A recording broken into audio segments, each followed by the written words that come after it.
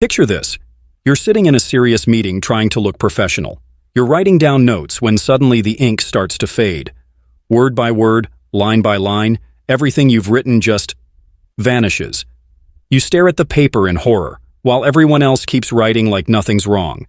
That's exactly what happened to my coworker, because he couldn't keep his hands off my pens. And trust me, he never messed with me again after that day.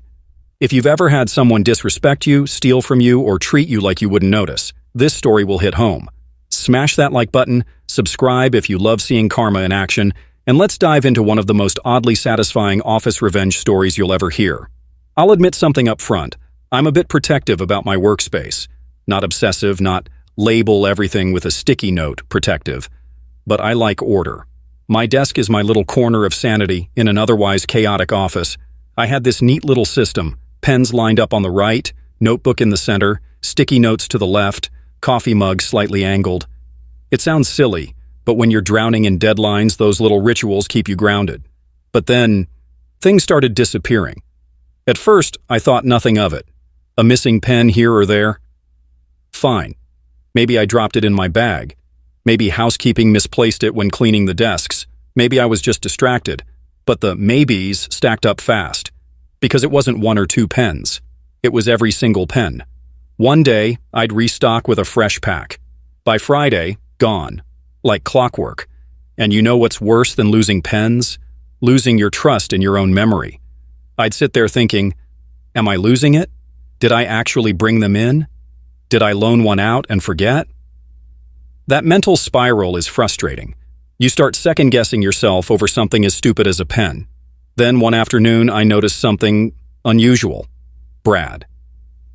Now, if you've ever worked in an office, you know there's always a Brad. The guy who somehow dodges responsibility but takes credit when things go right.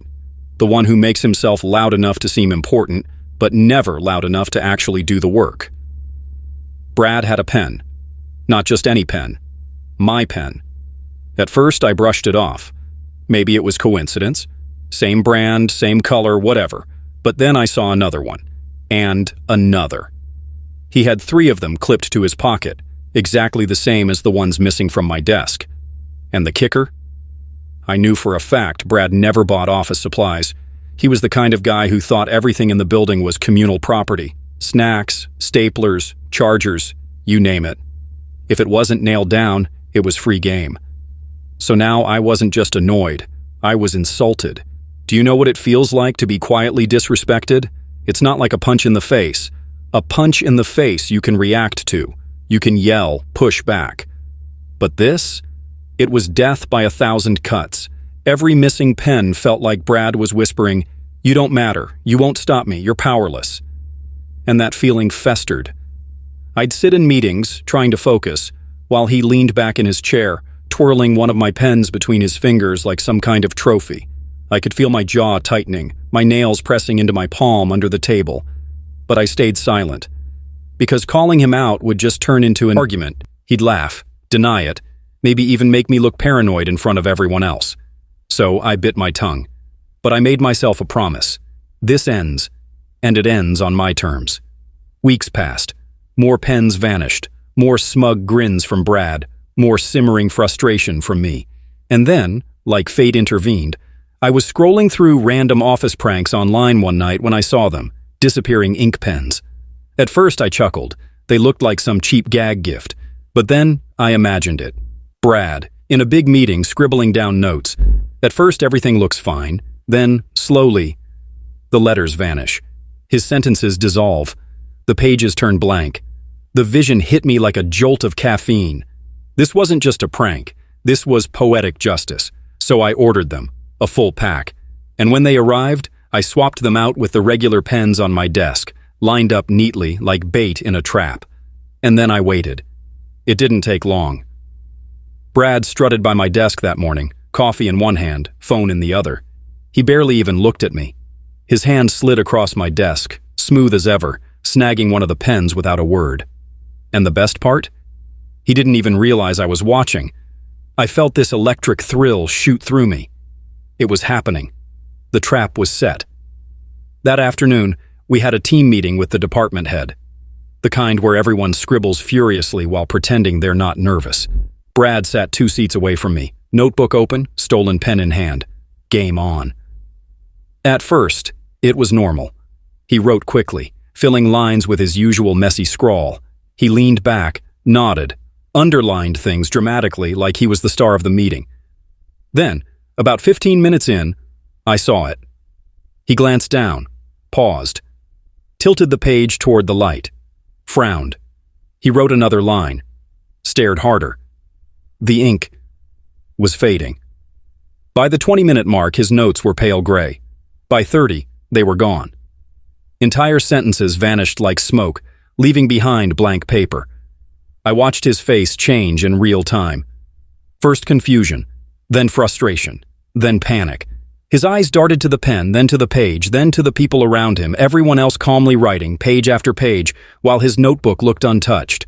His hand trembled as he scribbled harder, pressing so deep into the paper that the pen almost tore the page. Still nothing. The words disappeared as fast as he wrote them. And me? Oh, I was in heaven. I kept my face calm, nodding at the manager, jotting down notes with my perfectly normal pen. But inside, I was biting my tongue so hard to keep from laughing that I thought I'd bleed. Brad shifted, coughed, tried to cover his notebook with his arm. But you can't hide blank pages. The harder he tried, the more obvious it became that something was wrong. Finally, the meeting ended. Everyone closed their notebooks, packed up their pens. Brad just sat there, frozen, staring at his blank pages like maybe the words would magically return if he wished hard enough. He flipped the notebook upside down, shook it, rubbed the paper, muttered under his breath. Nothing. I walked past him on my way out, glanced at the paper, and raised an eyebrow. Just a tiny smirk. Tugging at the corner of my mouth. Not enough for anyone else to notice, but enough for him to know. And in that split second, I saw it. The realization that I knew, that I had always known, that this was intentional. From that day forward, something changed. Brad never touched my pens again. Not once. My desk supplies stayed exactly where I left them, untouched, pristine, like little trophies of victory. And the best part? He never dared mention it. Because how could he? What would he say? I borrowed your pen and all my notes vanished? Nope. He had to live with it.